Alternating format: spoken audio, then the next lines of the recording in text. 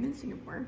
I'm at a place called Hell's Museum, which is at a bigger like park called Haw Par Villa, and we kind of came not knowing what to expect. And it's actually this really beautiful museum that is dedicated to exploring the afterlife and basically what different religions and belief systems believe about the afterlife.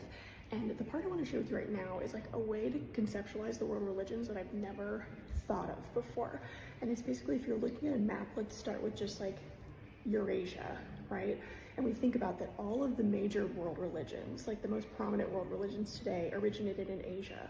There's this dividing line between East and West.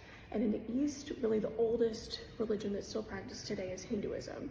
And they had a cyclical view of life and this idea of being like reborn based on your karma until you eventually are released from that cycle. And that went on to influence Buddhism, Taoism, Sikhism, all these Eastern religions. And then in the West, in Southwest Asia, modern day Iran, we had Zoroastrianism, which had a linear concept of life. Like you're born, you live your life, you die, and then something happens to you when you die, right? You go to heaven or hell. And this idea of like one God, as opposed to many gods over in Hinduism. And this idea that like your fate is determined by this one life and like how well you did in this ultimate battle of good versus evil.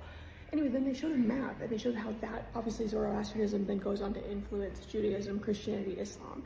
And I guess I've just never thought of it that way, that all of these major Eastern religions all share these common reference points of cyclical life and afterlife, karma eventually kind of being released from that cycle. And all the Western religions stemming from really Zoroastrianism have this linear view.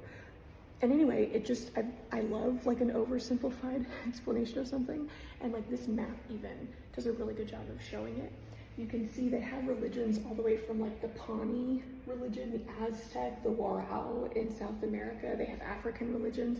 And it's really interesting because going from west to east, all of these in the West have a linear concept of life and the afterlife. And then you can see the shift that occurs when we get to around India, around South Asia. And then all of these moving east have a cyclical view. Anyway, I just thought it was really cool.